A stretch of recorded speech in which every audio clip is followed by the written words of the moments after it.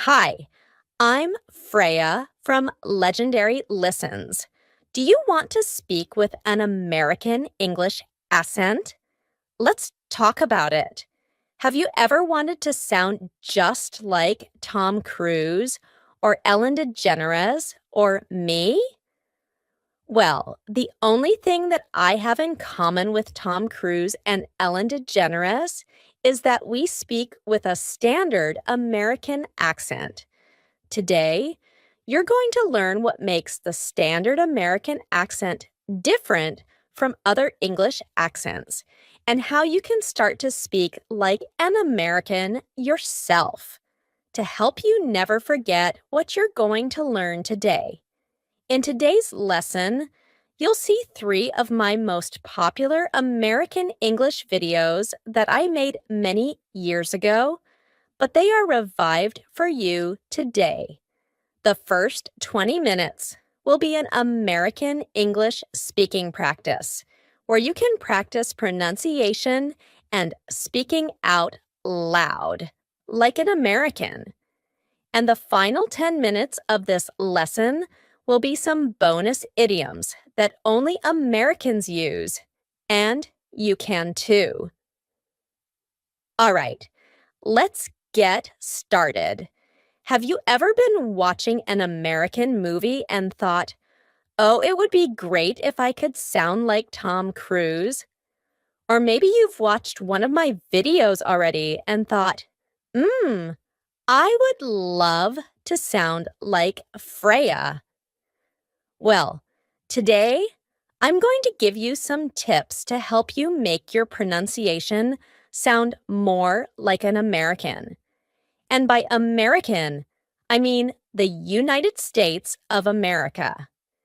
There are a couple of things that we need to talk about first, though. What in the world is an American accent? Because a lot of people in the US have different styles of speaking. Here, I'm going to be explaining how to sound like the most general American accent, which is that of news reporters or Hollywood. When you think about Tom Cruise, this is the accent that I'm talking about. I'm not talking about a New York accent, a Southern accent, a California accent. I'm talking about standard American English. Of course, if you want to sound more American, you need to use American expressions instead of British or Australian expressions. So if you would like to know some differences between these expressions, make sure you check out the playlist that I'll link here and in the description. And finally, the best way to improve your pronunciation to sound more American, or if you want to sound more British or Australian, is to shadow. And this means you're imitating word for word everything that that person is saying. You're repeating directly after the speaker. I have a couple of videos where I explain the shadowing technique, so be sure to click there or in the description to check out those videos. But it's also great to be able to break down the sounds of a language. And that's what I'm going to do today is talk about 4 important concepts that you need to include in your speaking if you want to sound more American. Are you ready? The first way that you can sound more American is to change your T sounds to D sounds when they're between 2 vowels. Let's listen to a sentence that uses a lot of these. Adam, in New York City, he wore an exciting sweater because that always made him satisfied. Freya, city, exciting. Sweater. Here, we have a T between 2 vowel sounds like I mentioned, and it's changing to a D. It's not a T, sound, it is D dash. This also happens between words. So you heard that always, that always. This isn't always done, but it's often done when native speakers are talking quickly. We link together words by making the final T change into a D. That, always. Oh, so this can be used in a lot of different situations. A couple of years ago, I had a British friend who I always teased because whenever I asked him to speak in an American accent, the only thing he would say is water bottle, water bottle, water bottle, again and again and again. And it was so funny because it really is the perfect example of an American accent. It uses the T changing to a D, water bottle, and it also uses one more concept that we're going to talk about a little bit later in this video. So now I want to give you a chance to practice this pronunciation, T changing to a D. We're going to listen to that clip one more time of that sample sentence, and then there's going to be a pause. I want you to read that sentence and try to imitate. Try to shadow that pronunciation. Are you ready to use your speaking muscles? Let's do it. Adam. In New York City, he wore an exciting sweater because that always made him satisfied. Freya. The second way to sound more American when you speak is to use the colored R. What in the world is that? Well, it's in the middle of the word. When there is an R plus a consonant is any letter that's not A, E, I, O, U. So it might be R, S, R, D. Any word that has an R plus a consonant, it's going to sound like Let's listen to a sample sentence that uses this a lot. Adam. The first word that you learned is the one you heard the most. Freya, did you notice something in this sentence? There are a lot of different vowel sounds that change to sound like one sound, In the word first, there is an I. In the word word, there is an O. In the word heard and learned, there's EA. But they all sound like ER. This is the colored R, and it's really typical in American English. Heard. Let's listen to that clip again. And the same as before, I want you to try to imitate and shadow that pronunciation style. Test your pronunciation muscles. Try to sound like an angry dog. First word, learned. It sounds a little crazy when you're practicing, but of course, when you're speaking with other people, you can tone it down. But it's good to exaggerate when you're practicing pronunciation because you're getting your muscles prepared. And then, when they're already ready to use those sounds, it will feel more natural. Your muscles will know where to go, and then you can kind of tone it down and not sound so crazy when you're speaking with other people. So, when you're practicing, don't worry about exaggerating. The first word that I learned, take it easy, try it yourself, and let's listen and pause. And it's your turn to speak. Adam, the first word that you learned is the one you heard the most.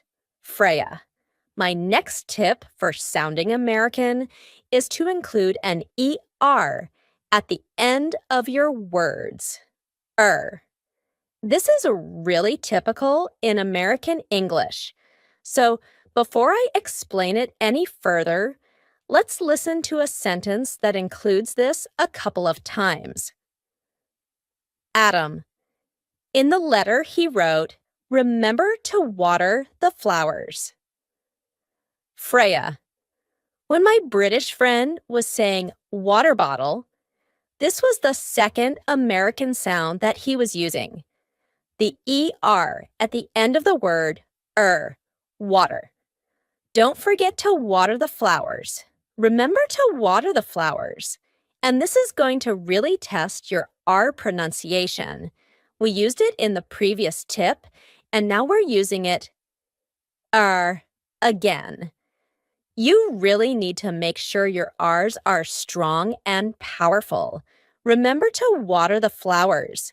All right, let's listen to that clip one more time. And then we're going to pause, and I want you to say it out loud.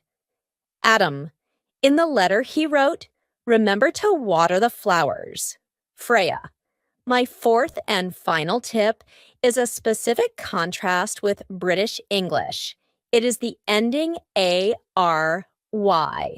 Again, we're talking about R because R is essential in English, and it's essential in a lot of different languages. I think oftentimes the R is the most challenging sound in other languages because it's so integral. Well, in this case, ARY at the end of words is going to indicate that in American English, we're going to pronounce the full word library, secretary, military. Do you hear that ending? Ari, library. Whew, we're going to say the full word. Let's listen to a quick sentence that uses a couple of these examples.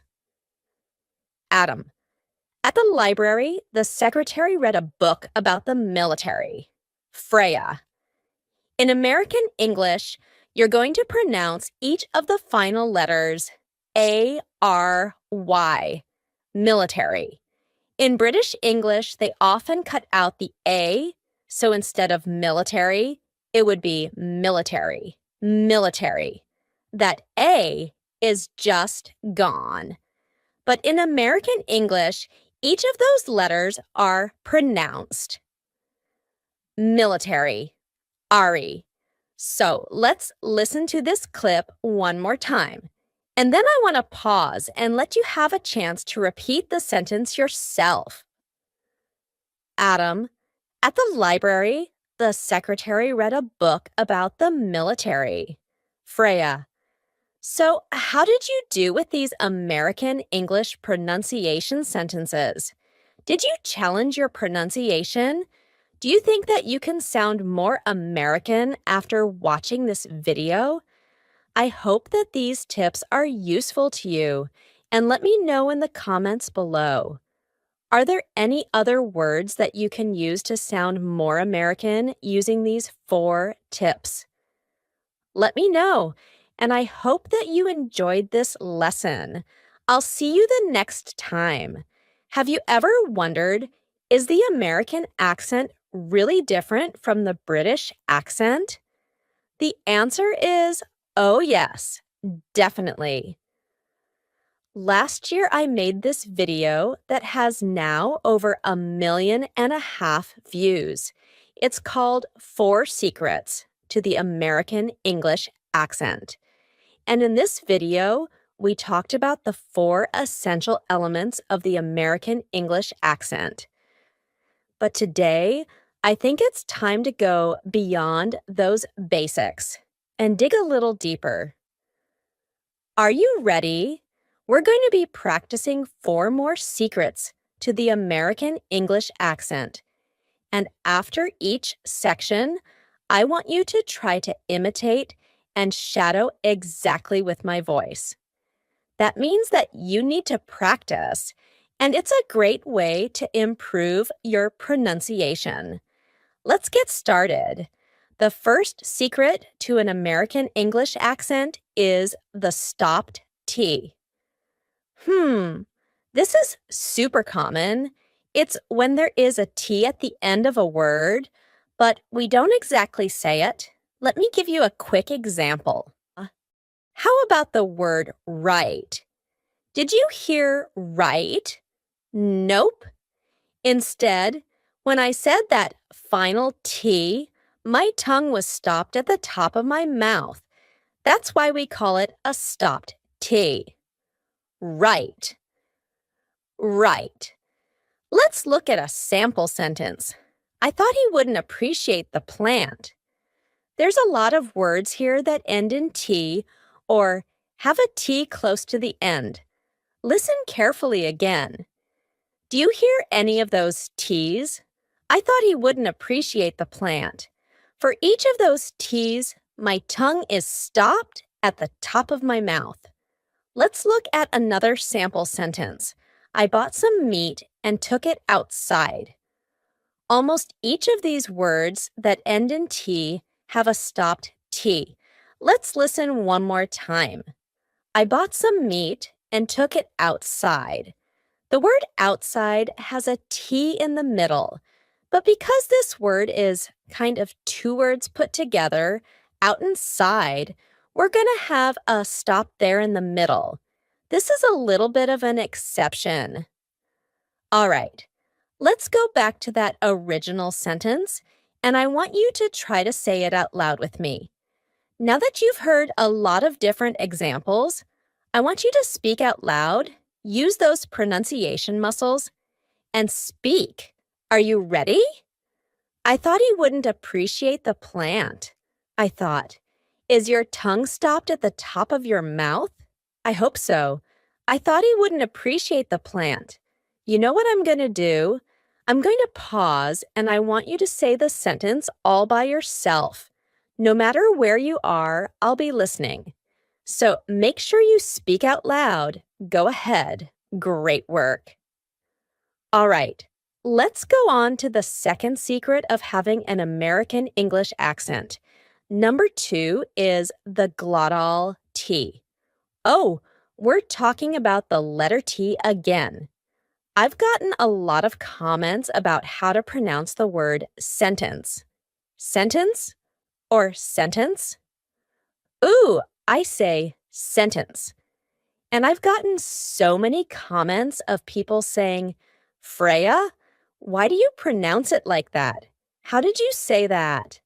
Well, this is a lovely concept called the glottal T. Glottal, glottis, is kind of a scientific term for something in your throat. I don't think I can scientifically explain it, but listen to these words and see if you can hear my throat stopping the T in the middle of the word. Listen carefully. The winner of the International Winter Olympics has gotten an important award on the internet. There's a lot of T's in the middle of words. Let's break down the sentence a little bit. There are 2 different ways to have the glottal T. The first one is with an NT. So for example, the words international, winter, internet, sentence. In these words, the T is just gone. So here we have an NT, usually plus a vowel. And you're going to say sentence. You can say sentence with a T. It's fine, but you're going to hear native speakers, when we're speaking quickly, you're going to hear us completely cut out that T sentence. Winter, international, internet. The other way to use the glottal T is with words that have a T in the middle, not necessarily an NT, but have a T in the middle. Sometimes the double T, sometimes it's not. For example, the words button, gotten, eaten, important. Do you notice that my throat is stopping that T sound in the middle of the word? Listen again. Button, eaten, gotten, important.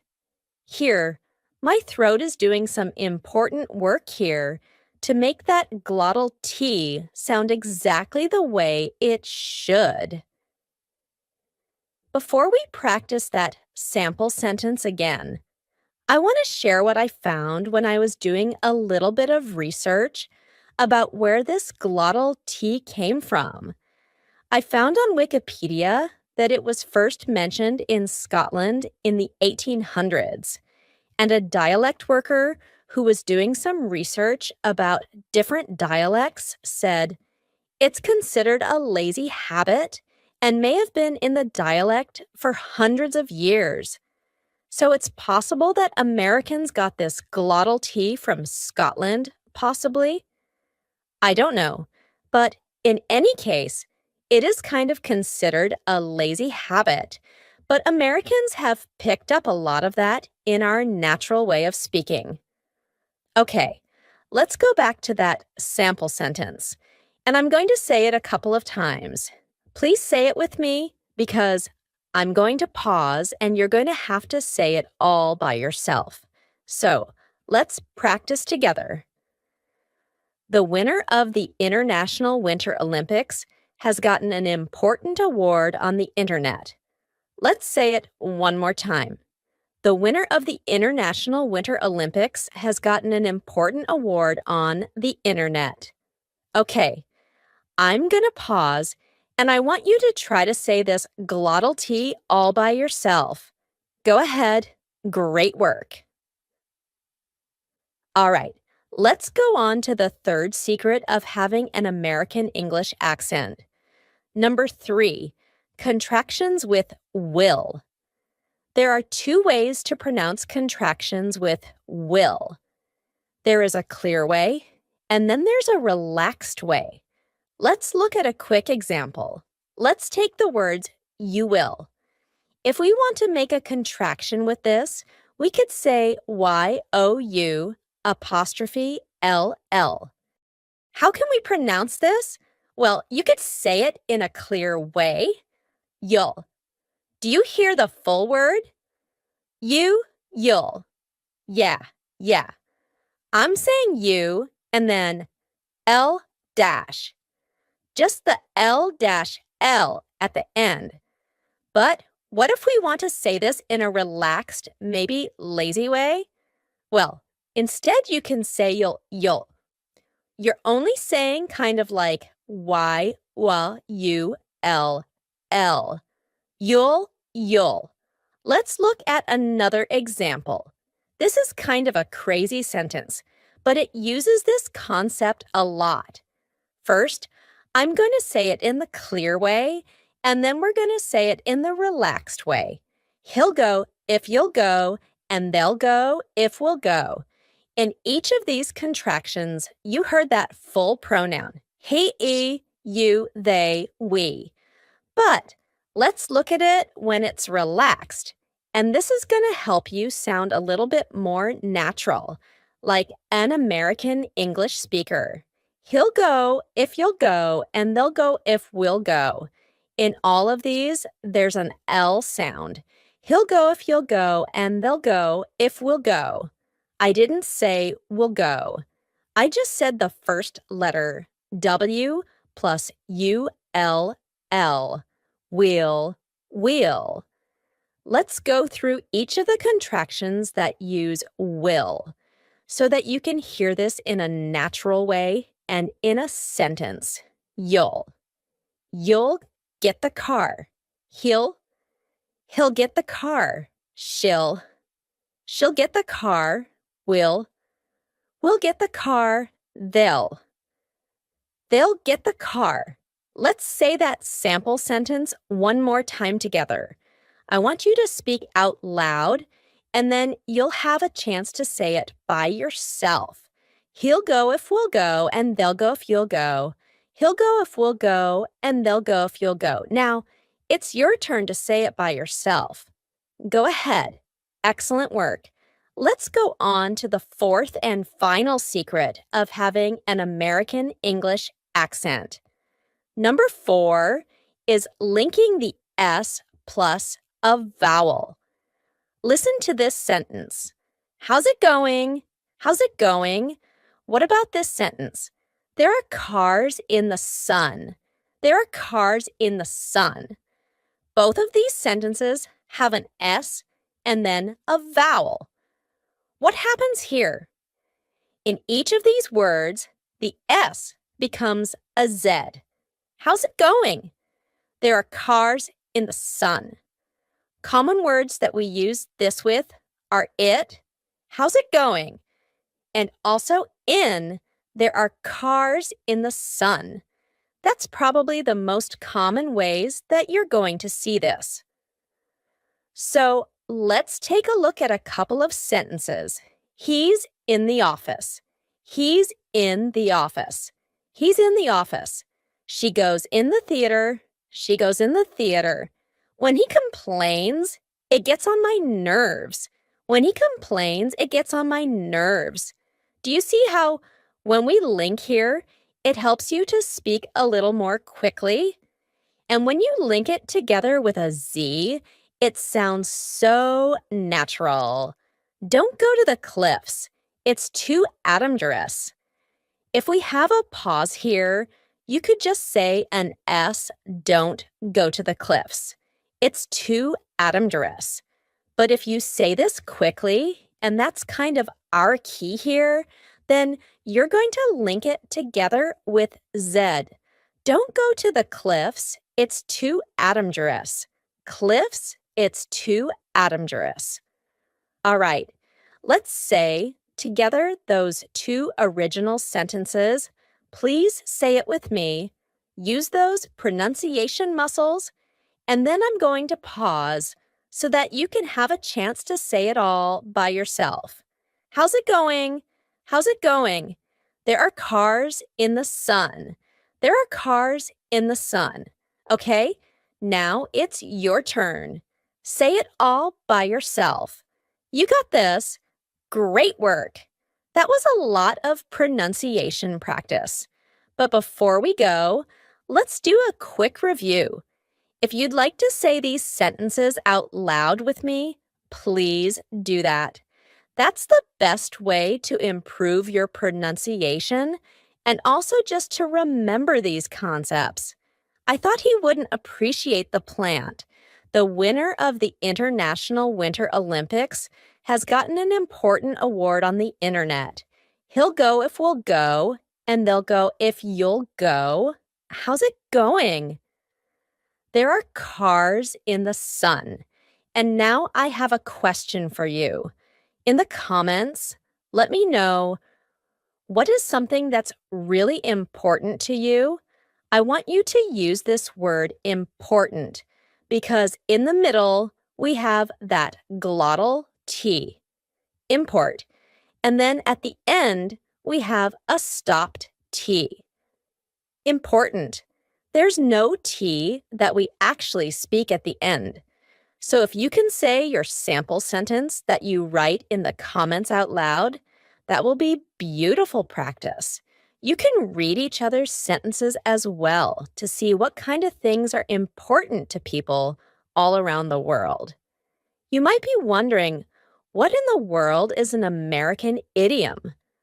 Well, these idioms might be understood by people in the UK, but they're most often used by Americans.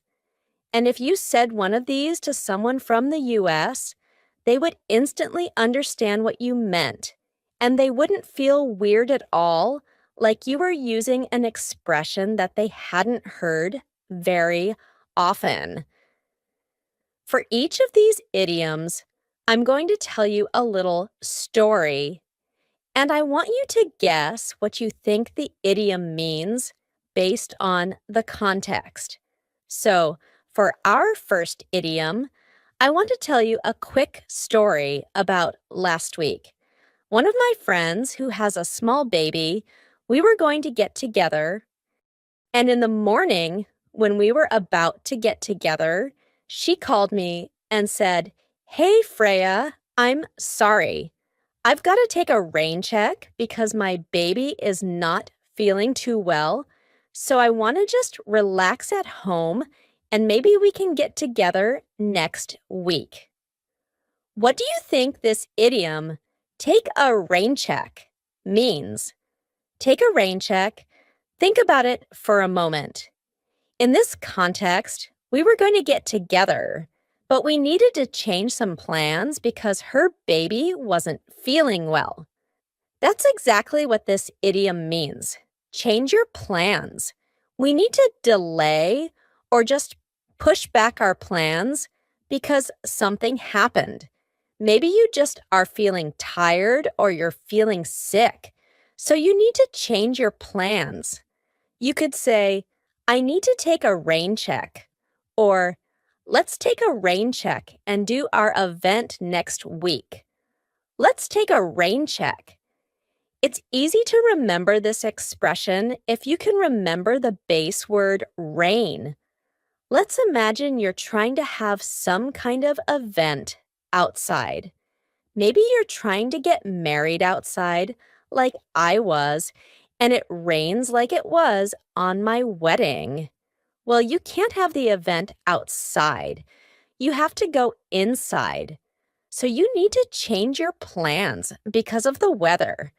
So, this is kind of the origin of the expression, but we can use it in any situation where you're changing plans.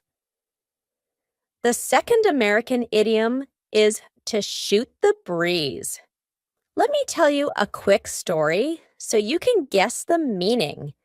In a couple of days, I'm getting together with a childhood friend who I haven't seen for a while.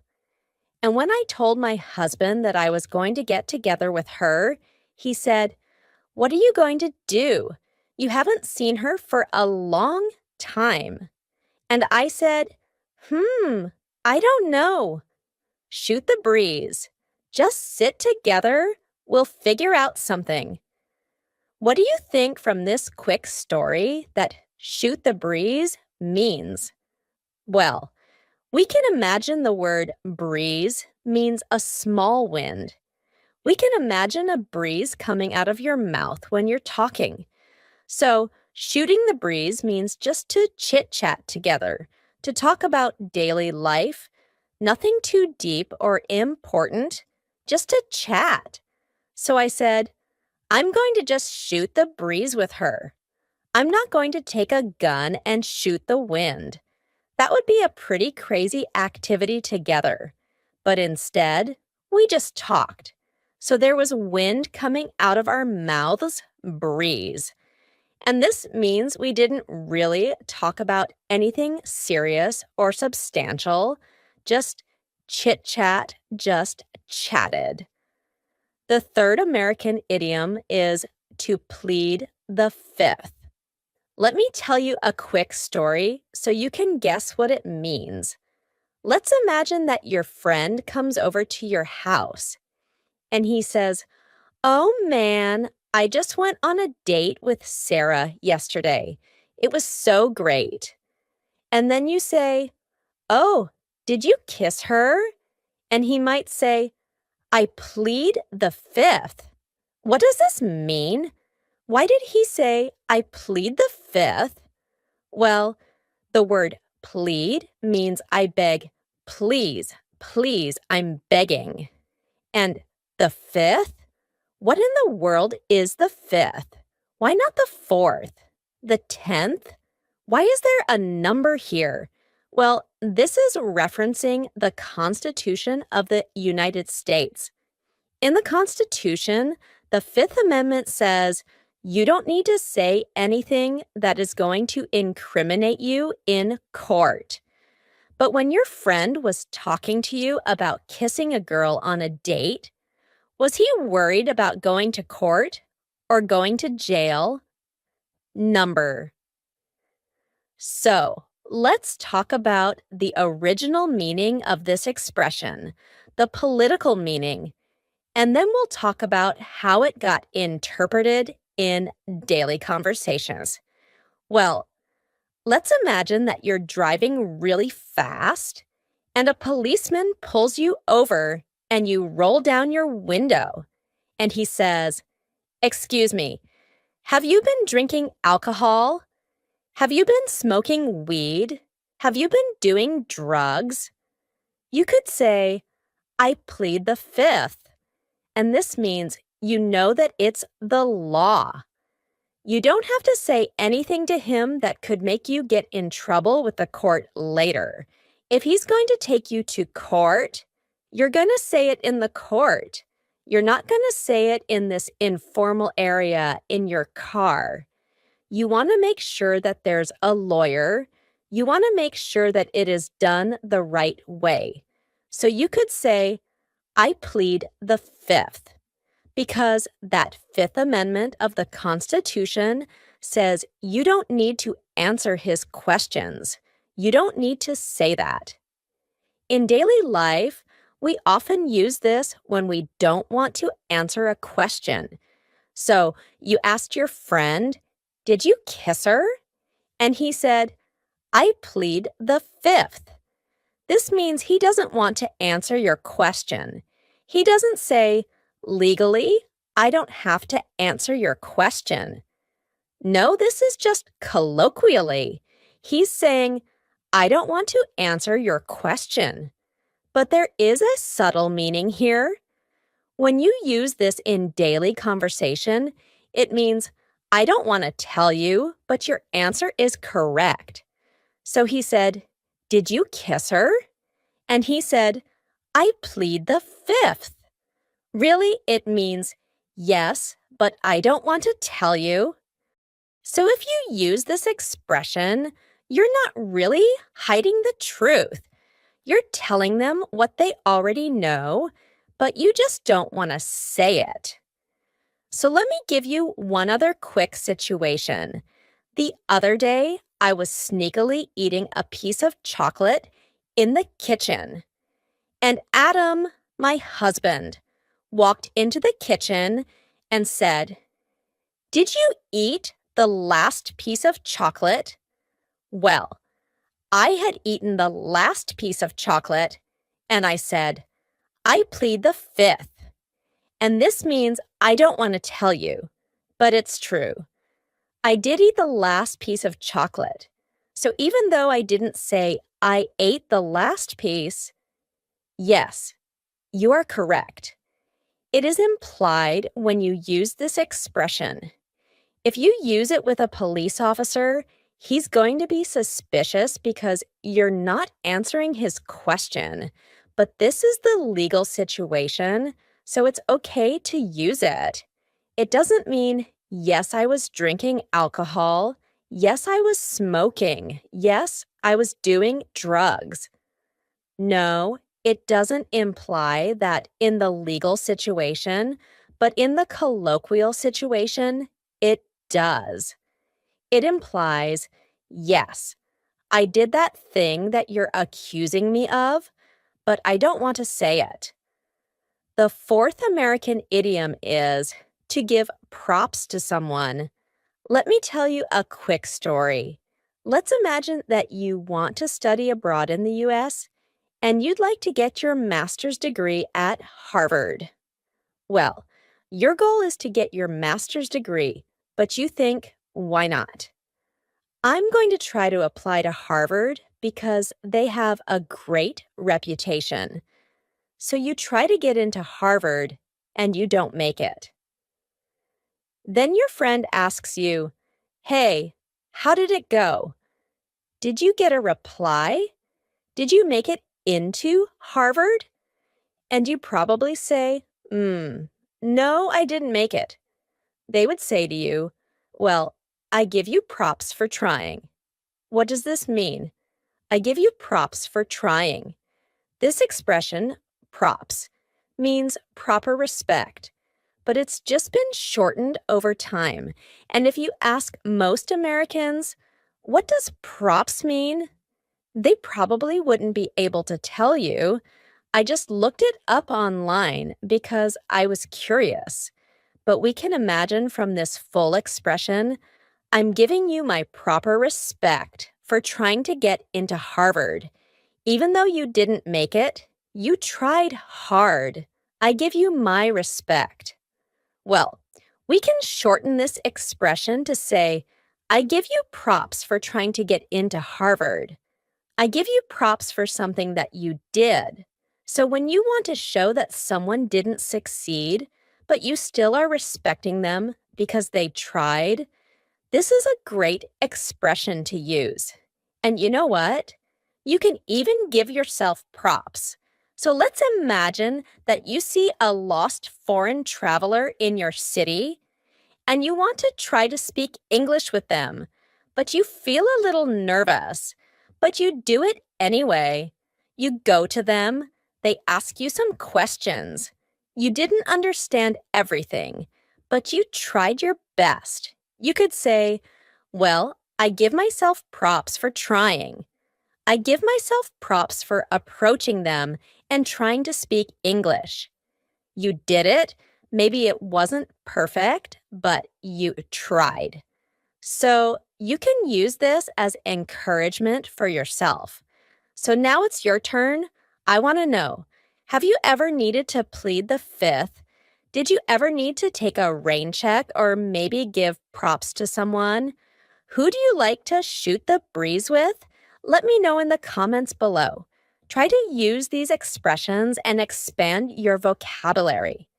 Congratulations on practicing your American English pronunciation and vocabulary. Don't forget to subscribe to my YouTube channel for a free English lesson every day. Bye.